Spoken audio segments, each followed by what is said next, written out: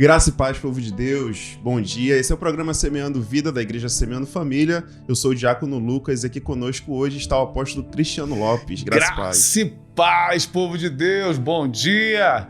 Trocou de lugar hoje, tá meio diferente aqui, você que tá vendo aí. Graça e paz, pastor Graça e Miguel. paz, Diácono Lucas, graça e paz, apóstolo Cristiano. E aí, tamo junto. Vamos lá. A gente vem falando sobre ser ensinável, né? Sobre essa situação da gente aprender e ser aperfeiçoado em Cristo. E lá em Filipenses, capítulo 4, versículo 9, fala o seguinte: ponham em prática o que vocês receberam e aprenderam de mim, tanto com as minhas palavras como com as minhas ações. E o Deus que nos dá a paz estará com vocês. A gente vê esse versículo, né? Sobre a gente pôr em prática aquilo que a gente aprende, né? Porque ser aperfeiçoado tem a ver com isso, né? A gente aprender e não só guardar, a gente transbordar esse ensinamento não só com as palavras, mas com as atitudes, assim como Jesus fez quando ele veio à Terra.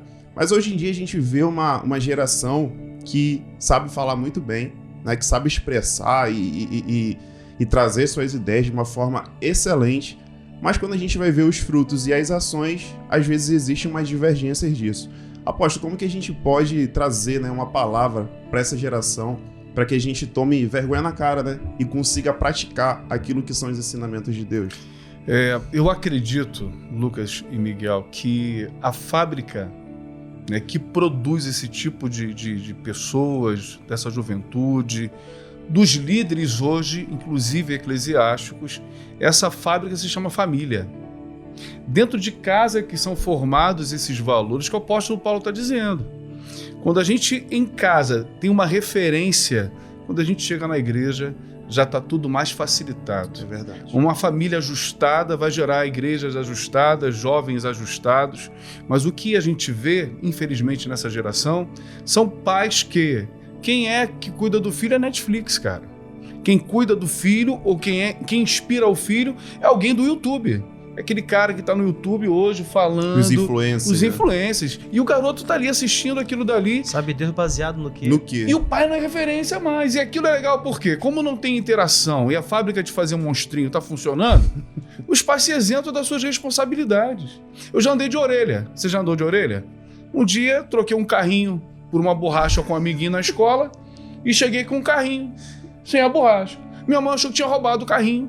Me levou de orelha, até a escola, cara, para entender o que tinha acontecido. Hoje a gente vê que ao invés do pai ser presente, o pai trabalha para dar presente. Então a maior dificuldade naqueles que parecem e não são, aqueles que imitam, é que a maior voz inspiradora agora é a internet. E você não sabe, você fala muito sobre isso, você não sabe de verdade o que está acontecendo ali, né? O cara cria um avatar, é fake dele mesmo, e todo mundo segue.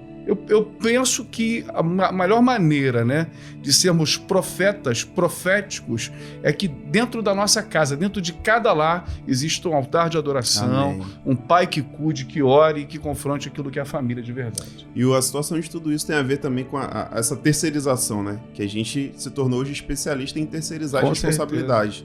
Antigamente, a terceirização era um pouco melhor, porque os pais terceirizavam para a escola. Pelo menos na escola, antigamente, você sabia que seu filho, pelo menos, ia ser ensinado naquilo que era as matérias e tal. Tinha os seus problemas, com certeza, mas hoje está se agravando ainda mais, né? Porque estamos terceirizando para pessoas que a gente nem sabe quem são, né? Baseados, a gente não sabe em quê, e a gente vê ali algo num vídeo, né?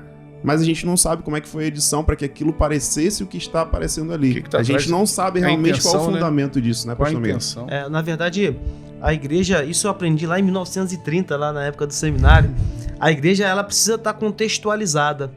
Ela está inserida dentro de uma sociedade, ela está inserida num tempo, e isso tudo influencia as relações dentro da igreja. Tanto o contexto que ela está inserido, quanto o tempo, a questão política, a questão econômica, também. Tudo isso influencia. A igreja é o reflexo disso. Mas em contrapartida, a gente tem visto a igreja, nós enquanto igreja, estamos tão envolvidos nessa questão que ao invés de influenciarmos, estamos sendo influenciados. Ao invés da gente dizer à luz da palavra, como que as coisas têm que funcionar, nós estamos entubando goela lá dentro aquilo que as pessoas lá fora estão dizendo que tem que ser. Não, porque agora tem que ser assim, agora funciona assim, nesse tempo é assim, porque isso aí que você está dizendo tá desatualizado. é coisa do passado, é coisa da época dos nossos pais, dos nossos avós. Mas como o senhor falou, apóstolo, andar de orelha não fez do senhor uma má pessoa, muito pelo contrário, te ensinou, mesmo que a sua mãe fazendo isso com o senhor enganada, porque achou, mas hoje o senhor reflete pela possibilidade de eu ter feito algo de errado. Produziu algo bom. A minha mãe já me corrigiu. E hoje a gente se omite, hoje a gente terceiriza, como você usou a expressão de terceirizar essa responsabilidade. Deixa eu só abrir parênteses aqui. Antigamente o pai ia pra escola, o filho tinha preocupação. Seu pai tá vindo aí, meu Deus, quebrou tudo. Agora o filho diz assim, meu pai vai vir aqui. E a escola que fica com medo do que vai acontecer. Pois é. Inverter os valores. Pois é. Eu lembro de uma época que eu tava na rua, se passasse algum conhecido do meu pai de carro e falasse assim, vou falar pro seu pai, eu tinha que chegar a pé antes da pessoa que tava de carro. Porque se ele chegasse e contasse a versão dele, eu ia chegar em casa e eu ia perder alguma coisa. A gente tá vivendo realmente esse tempo onde as igrejas têm buscado resultados inúmeros, não para alcançar as pessoas com a verdade, mas sim para encher os templos ou encher apenas a rede social da igreja. Rede social com milhões de seguidores e tal.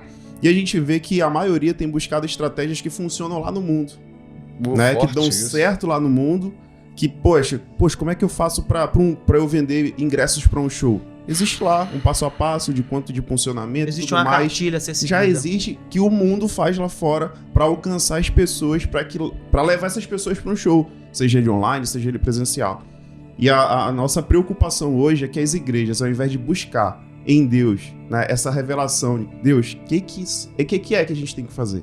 A gente vai alcançar milhões ou a gente vai alcançar 100? Precisa ser entendido isso, né? Porque tem igrejas que vão ser levantadas para alcançar milhões, com certeza. Mas tem igrejas que vão ser levantadas para alcançar 100, 50, 10, que seja. Mas se estiver fazendo no propósito daquilo que Deus levantou para ser, aí sim vai estar fazendo com excelência aquilo que Deus levantou para ser feito, né, apóstolo? Infelizmente, né? Quando Jetro, né, conversa com Moisés, fala assim, olha, separa a liderança para 50, para 1000, para 100, porque cada um tem a sua habilidade de lidar com uma quantidade. Mas a gente vê hoje, tem famílias que querem ter 5 filhos, claro que hoje é bem menos, né? Uhum. E Deus capacita e manda provisão para aquilo que são os 5 filhos. Mas tem aquelas pessoas que se acomodam tanto com um filho só, e não consegue educar, ser presente, não por falta de visão ou de situação financeira, mas por negligência mesmo. E dentro da igreja também é assim. Os pastores não confrontam porque o confronto hoje, o ensino, não se contaminar com algumas questões, não gera ibope. E por conta disso... Não dá like. Não dá like. As pessoas querem ouvir aquilo que agrada o coração. Se você fala que vai ganhar a chave do carro, a chave da casa própria, aleluia, glória a Deus. Se você fala, se conserta, põe a tua casa em ordem, né? Não, aqui tá muito ruim. Tá duro muito esse discurso. Quem pode suportar? Deixa eu ir embora, tá difícil. E os filhos vão vendo isso, né? Os filhos vão vendo as atitudes dos seus pais. O filho aprende por repetição. Então, quando vê o pai e a mãe fazendo, eles vão fazer igualzinho. Outro dia, na igreja, o menino entrou chutando a mãe. Tô 9 anos de idade, né? Rapaz, vem aqui, você tem que honrar tua mãe, cara. Foi desse vento que você nasceu. Eu faço o que eu vi meu pai fazer. Essa foi a resposta do filho. Vai lutar como contra isso? Aí você tem que ir lá na raiz do problema. Lá dentro do lar, lá dentro da casa. E, infelizmente, isso tudo está acontecendo por ausência nossa. Não nossa enquanto igreja, porque a igreja só vai aonde as casas permitem, onde as pessoas permitem, mas a ausência de postura de cada um de nós, da ausência de postura desse pai, de entendimento desse pai, de postura dessa mãe, de entendimento dessa mãe que está reproduzindo crianças assim, que está reproduzindo uma sociedade assim. É verdade. Estamos chegando no final desse programa hoje, e você que está aí em casa, que você possa pôr em prática aquilo que é o verdadeiro evangelho de Deus, não aquilo que tem criado, né, divergente da palavra. Que Deus abençoe. Até o próximo programa. Entenda que dá tempo para colocar as coisas em ordem. A palavra diz que a misericórdia do Senhor é a causa de não sermos consumidos e se renovam a cada manhã. Que essa manhã venha um renovo de Deus para a tua vida, para que as coisas se alinhem na tua família, em nome de Jesus. Seja ensinável, seja tratável, em nome de Jesus.